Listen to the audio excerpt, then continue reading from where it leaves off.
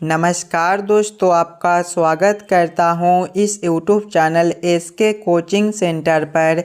दोस्तों, आज हम लोग रीजनिंग के 10 इम्पोर्टेंट प्रश्न को देखने वाले हैं।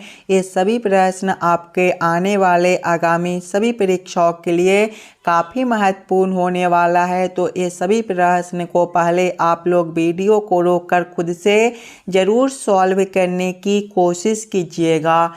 चलिए हम लोग 1 नंबर क्वेश्चन की ओर चलते हैं। 1 नंबर क्वेश्चन आपको कह रहा है उस विकल्प का चयन करें जो तीसरे शब्द से ठीक उसी प्रकार संबंधित है जिस प्रकार दूसरा शब्द पहले शब्द से संबंधित है। दोस्तों, ये जो प्रश्न है ये आपका एनालॉजी का प्रश्न है। प्रश्न आपको कह रहा है जिस प्रकार से शिक्षक का संबंध विद्यालय के साथ है उसी प्रकार से हम लोगों से पूछा जा रहा है नर्स का संबंध कौन सा शब्द के साथ होगा जो इस वाले क्वेश्चन मार्क पर भरे जाएंगे। अगर आप लोग ध्यान से देखिएगा तो शिक्षक से आपका विद्यालय दिया गया है। दोस्तों, शिक्षक जो है वो आपके विद्यालय में रहते हैं तो शिक्षक से विद्यालय दिया हुआ है। उसी प्रकार से नर्स कहाँ रहती है तो नर्स जो है अस्पताल में रहती है, यानी कि इस वाले खाली स्थान पर जो है आपका अस्पताल भरा जाएगा। अस्पताल कौन सा ऑप्शन में दिया गया है? अस्पताल ऑप्शन नंबर ए में दिया गया है जो कि हमारा सही उत्तर हो जाएगा। चलिए अगले प्रश्न की ओर हम लोग चलेंगे, क्वेश्चन नंबर 2 की ओर। ये रहा क्वेश्चन नंबर 2। क्वेश्चन नंबर 2 आपको कह रहा है उस विकल्प को चुनिए जो तीसरी संख्या से ठीक उसी प्रकार संबंधित है जिस प्रकार दूसरी संख्या पहली संख्या से संबंधित है। दोस्तों, ये जो प्रश्न है ये आपका नंबर एनालॉजी रीजनिंग का प्रश्न है।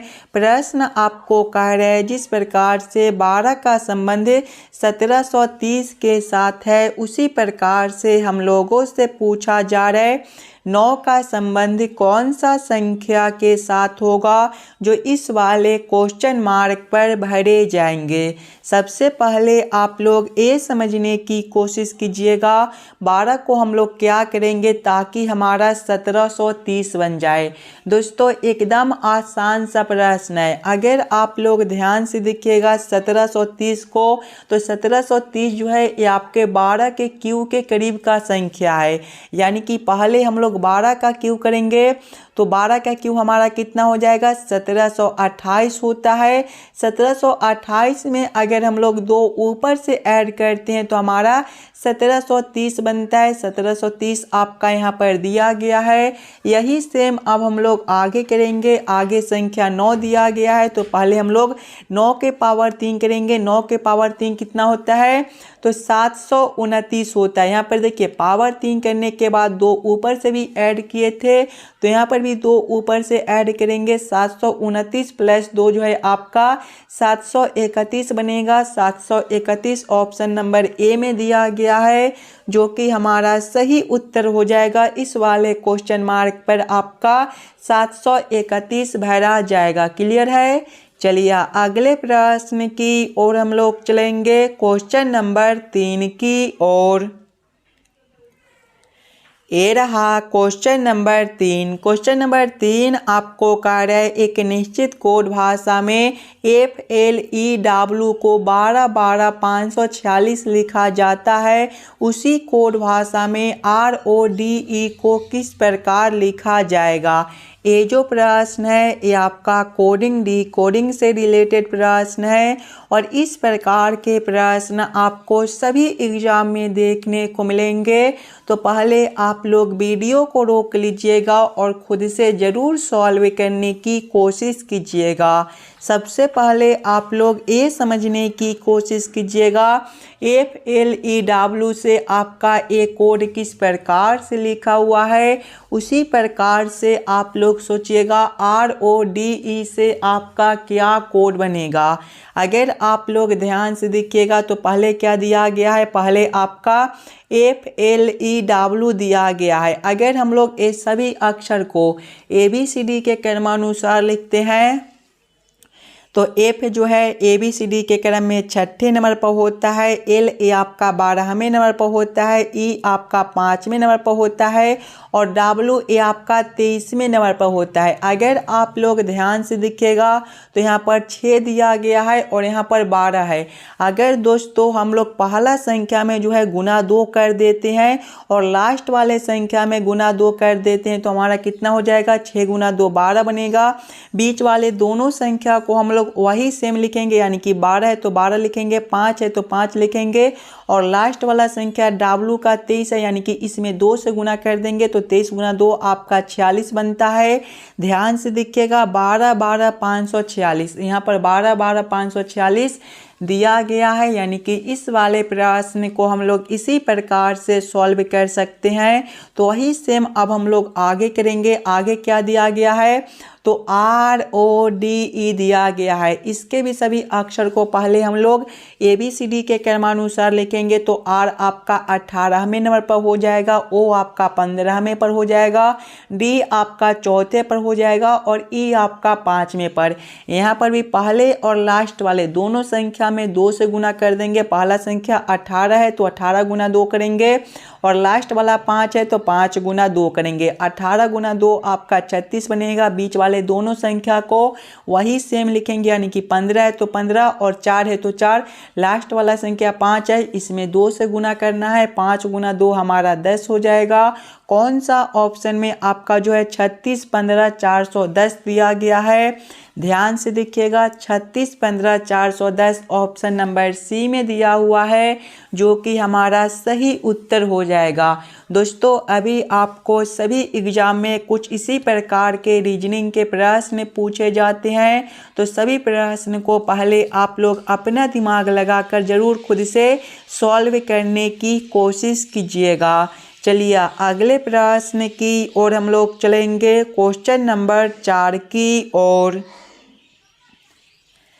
ये रहा क्वेश्चन नंबर 4। क्वेश्चन नंबर 4 आपको कह रहा है 4 शब्द दिए गए हैं, जिनमें से 3 किसी न किसी तरह समान है और एक असमान है। उस असामान्य शब्द का चयन करें। लोहा, चांदी, पीतल और तांबा, ये चारों शब्द में सबसे अलग शब्द कौन सा दिया गया है, ये हम लोगों से पूछ रहा है। अगर आप लोग ध्यान से देखिएगा तो लोहा, चांदी और तांबा जो है ये आपके शुद्ध होते हैं, जबकि पीतल जो है ये आपका मिश्र धातु है। तो सबसे अलग आपका ऑप्शन सी बनता है। तो क्वेश्चन नंबर 4 का आपका ऑप्शन नंबर सी जो है सही उत्तर हो जाएगा। चलिए अगले प्रश्न की ओर हम लोग चलेंगे, क्वेश्चन नंबर 5 की ओर। ये रहा क्वेश्चन नंबर 5। क्वेश्चन नंबर 5 आपको कह रहे दी गई श्रृंखला में निम्नलिखित में से कौन सी संख्या प्रश्न चिन्ह के स्थान पर आएगी। दोस्तों यहाँ पर एक श्रृंखला सीरीज दिया गया है और यहाँ पर एक क्वेश्चन मार्क है।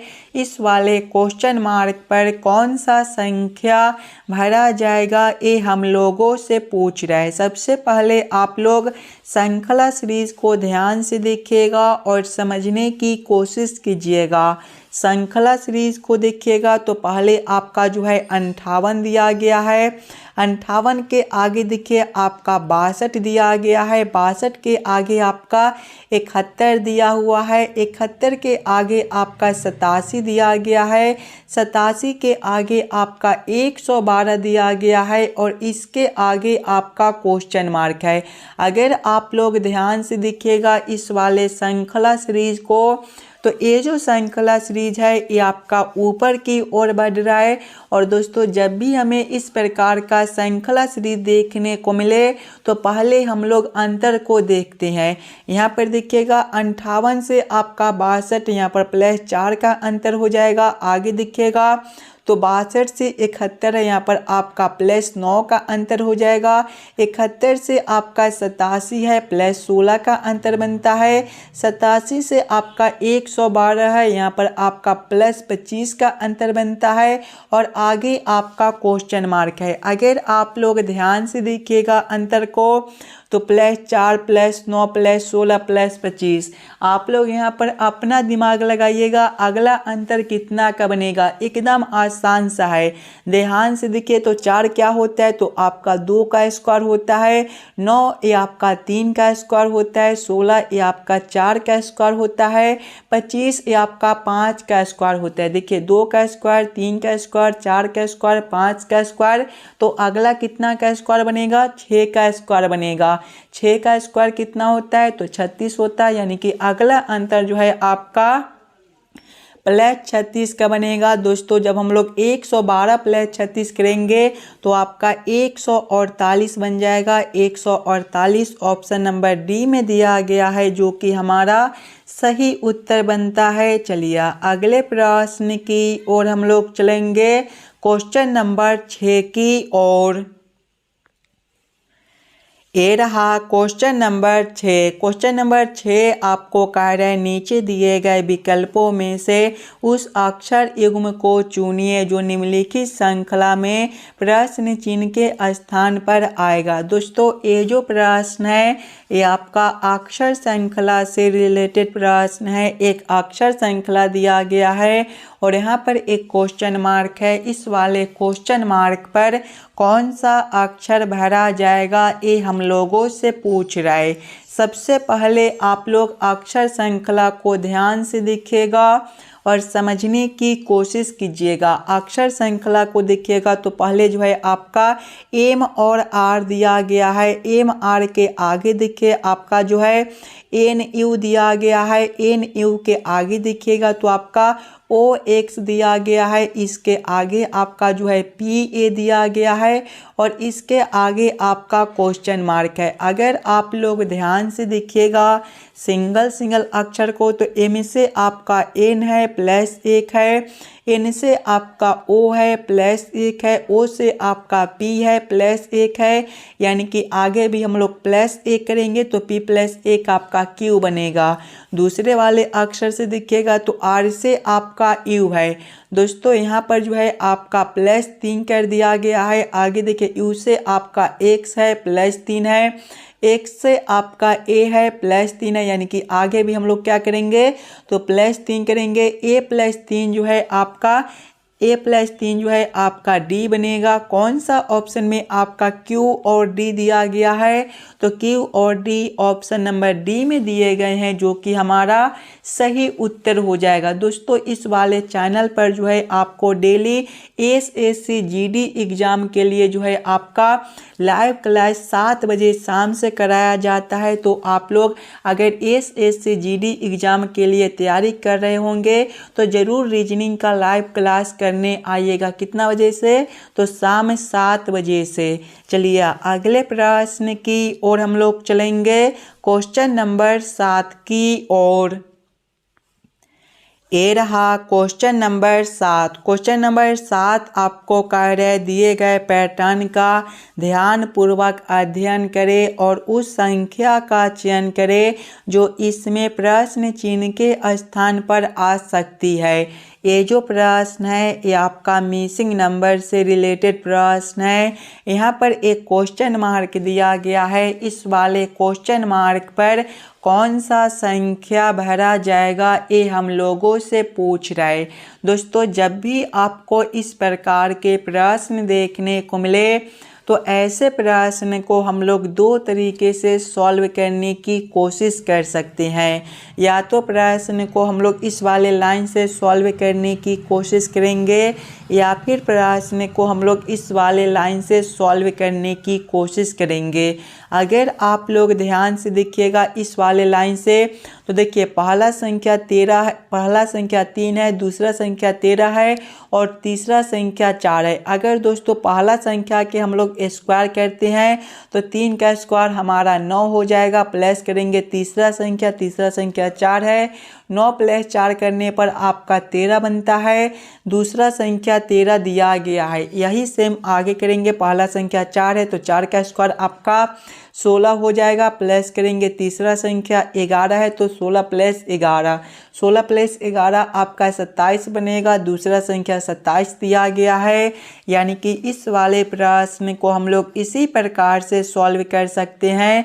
तो यही सेम अब हम लोग आगे करेंगे। पहला संख्या 6 है तो 6 का स्क्वायर करेंगे, 6 का स्क्वायर आपका 36 हो जाएगा। प्लस करेंगे तीसरा संख्या 31 है, 36 प्लस 31 जो है आपका 67 बनता है। 67 ऑप्शन नंबर बी में दिया गया है, जो कि हमारा सही उत्तर हो जाएगा। इस वाले क्वेश्चन मार्क पर आपका 67 भरा जाएगा। क्लियर है। अगर दोस्तों आपको किसी भी प्रश्न में कहीं पर भी कोई दिक्कत हो तो हमें ज़रूर कमेंट कर दीजिएगा। उस वाले प्रश्न को जो है हम लोग फिर से अगले वाले पार्ट में या फिर लाइव क्लास में देख लेंगे। चलिए अगले प्रश्न की ओर हम लोग चलेंगे, क्वेश्चन नंबर 8 की ओर।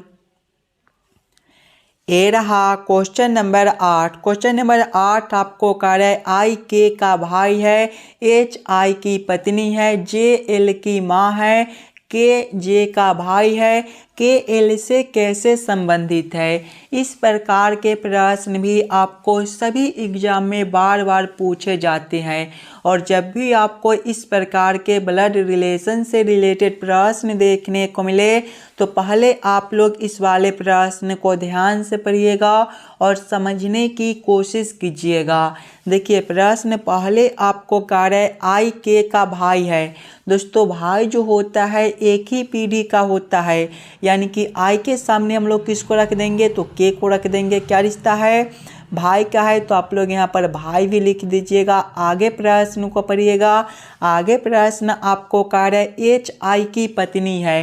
दोस्तों पत्नी भी एक ही पीढ़ी का होती है, यानी कि एच के सामने हम लोग आई के सामने किसको रखेंगे तो एच को रखेंगे। क्या रिश्ता है, पत्नी का है, तो आप लोग यहाँ पर पत्नी भी लिख लीजिएगा। आगे प्रश्न को पढ़िएगा। आगे प्रश्न आपको कह रहा है जे एल की माँ है, जे एल की माँ है। माँ जो होती है एक पीढ़ी ऊपर का होती है, यानी कि जे से ऊपर हम लोग किसको रखेंगे तो एल को रखेंगे। आगे प्रश्न को पढ़िएगा। जे का अभी जिक्र नहीं हुआ है तो इसको हम लोग यहाँ पर ही छोड़ देंगे और आगे प्रश्न को पढ़ेंगे। तो आगे प्रश्न आपको कह रहा है के जे का भाई है। भाई एक ही पीढ़ी का होता है, यानी कि के सामने हम लोग जे को रखेंगे। क्या रिश्ता है, भाई का है, तो आप लोग यहाँ पर भाई लिख लीजिएगा। अब आप लोग यहाँ पर प्रश्न को पढ़िएगा। तो जे जो है एल की माँ है। जे कौन है तो एल की माँ है। माँ है यानी कि एक पीढ़ी ऊपर का है, तो एल से ऊपर हम लोग किसको रख देंगे तो जे को रखेंगे। क्या रिश्ता है, माँ का है, तो आप लोग यहाँ पर माँ भी लिख लीजिएगा। आगे प्रश्न को पढ़िएगा। आगे प्रश्न आप लोगों से पूछ रहा है के एल से कैसे संबंधित है। देखिए ये दोनों का रिश्ता आप लोगों से पूछ रहा है। अगर आप लोग ध्यान से देखिएगा तो एल के माँ कौन है, जे है, और जे का भाई के है, यानी कि आपके माँ का भाई आपका कौन लगेगा तो आपके माँ का जो भाई है वो आपका मामा लगेगा, यानी कि यहाँ पर जो रिश्ता बनता है वो आपका मामा का बनेगा। मामा ऑप्शन नंबर बी में दिया गया है, जो कि हमारा सही उत्तर हो जाएगा। चलिए अगले प्रश्न की ओर हम लोग चलेंगे, क्वेश्चन नंबर 9 की ओर। ये रहा क्वेश्चन नंबर 9। क्वेश्चन नंबर 9 आपको कह रहा है किन दो संख्याओं को आपस में बदलने पर निम्न समीकरण सही होगा। दोस्तों यहाँ पर एक समीकरण दिया गया है, ये समीकरण का मान 1 है और ये जो समीकरण है ये आपका गलत दिया गया है। प्रश्न आप लोगों से पूछ रहा है किन दो संख्याओं को हम लोग आपस में बदल देंगे ताकि ये जो समीकरण है ये सही हो जाए। सबसे पहले आप लोग समीकरण को ध्यान से देखिएगा और समझने की कोशिश कीजिएगा। समीकरण को देखिएगा तो 9 गुना 3 भागा 6 दिया गया है। अगर आप लोग यहाँ पर ध्यान से देखिएगा तो 3 में 6 से जो है पूरा भाग नहीं लगता है, यानी कि सबसे पहला अंक जो है हम लोग 3 को बदलेंगे। आगे देखिएगा तो जोड़ 4 घटाओ 8 दिया गया है। अगर दोस्तों हम लोग यहाँ पर देखिएगा 3 के जगह पे जो है 4 को रख देते हैं और 4 के जगह पे हम लोग 3 को रखकर इस वाले समीकरण को हल करके देखते हैं। तो पहले आपका 9 गुना 3 है, तो हम लोग क्या करेंगे 3 के जगह पे 4 को रखना है तो 9 गुना 4 करेंगे, फिर भागा 6 करेंगे, जोड़ करेंगे 4, 4 के जगह पे 3 को रखना है तो जोड़ करेंगे 3 और घटाव करेंगे 8। जब इस वाले समीकरण को हल करेंगे तो यहाँ पर देखिएगा 9 गुना करेंगे हम लोग 4 भागा 6 जो है आपका 4/6 हो जाएगा। इसको काटिएगा तो 9 आपका 3 से कटेगा और 6 आपका 2 से, और 2 जो है 4 आपका 2 से कटेगा। आगे आपका हो जाएगा जोड़ 3 घटाव 8। यहाँ पर देखिएगा तो 3 गुना 2 जो है आपका 6 बनेगा, 6 प्लस करेंगे हम लोग 3 और माइनस करेंगे 8, 6 प्लस 3 आपका 9 हो जाएगा। 9 माइनस 8 आपका 1 बनता है, 1 यहाँ पर दिया गया है।